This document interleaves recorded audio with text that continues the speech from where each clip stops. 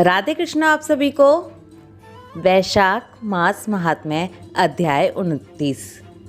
श्रुतदेव जी कहते हैं, हे राजन, वैशाख के शुक्ल पक्ष में जो अंतिम 3 तिथियां त्रयोदशी से पूर्णिमा तक हैं, वे बड़ी पवित्र और शुभ कारक हैं। उनका नाम पुष्करिणी है। वे सब पापों का क्षय करने वाली हैं। जो संपूर्ण वैशाख मास में स्नान करने में असमर्थ है, वह यदि इन 3 तिथियों में भी स्नान करे तो वैशाख मास का पूरा फल पा लेता है। पूर्व काल में वैशाख मास की एकादशी तिथि को शुभ अमृत प्रकट हुआ था। द्वादशी तिथि को भगवान विष्णु ने उसकी रक्षा की।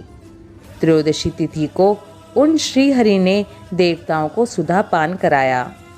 चतुर्दशी तिथि को देव विरोधी दैत्यों का संहार किया और पूर्णिमा के दिन समस्त देवताओं को उनका साम्राज्य प्राप्त हो गया। इसलिए देवताओं ने संतुष्ट होकर इन 3 तिथियों को वर दिया। वैशाख मास की ये 3 शुभ तिथियां मनुष्यों के पापों का नाश करने वाली तथा उन्हें पुत्र पौत्रादि फल देने वाली हों। जो मनुष्य इस संपूर्ण मास में स्नान ना कर सका, तो वह इन 3 तिथियों में स्नान कर लेने पर पूर्ण फल को ही पाता है। वैशाख मास में लौकिक कामनाओं का नियमन करने पर मनुष्य निश्चय ही भगवान विष्णु का सायुज्य प्राप्त कर लेता है। महीने भर नियम निभाने में असमर्थ मानव यदि इन 3 दिन भी कामनाओं का संयम कर सके, तो उतने से ही पूर्ण फल को पाकर भगवान विष्णु के धाम में आनंद का अनुभव करता है। इस प्रकार वर देकर देवता अपने धाम को चले गए। अतः पुष्करिणी नाम से प्रसिद्ध अंतिम 3 तिथियां पुण्यदायिनी, समस्त पाप राशि का नाश करने वाली तथा पुत्र पौत्र को बढ़ाने वाली हैं। जो वैशाख मास में अंतिम 3 दिन गीता का पाठ करता है, उसे प्रतिदिन अश्वमेध यज्ञ का फल मिलता है। जो इन 3 दिन विष्णु सहस्रनाम का पाठ करता है, उसके पुण्य फल का वर्णन करने में इस भूलोक तथा स्वर्गलोक में कोई समर्थ नहीं है। पूर्णिमा को सहस्र नामों के द्वारा भगवान मधुसूदन को दूध से नहलाकर मनुष्य पापहीन वैकुंठ धाम में जाता है।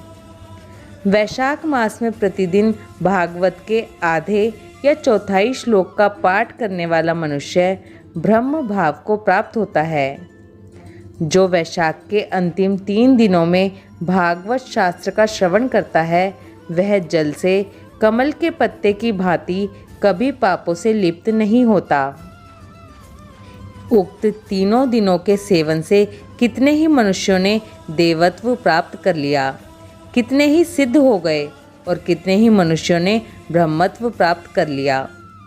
ब्रह्म ज्ञान से मुक्ति होती है, या प्रयाग में मृत्यु होने से, या वैशाख मास में नियम पूर्वक प्रातःकाल जल में स्नान करने से मोक्ष की प्राप्ति होती है।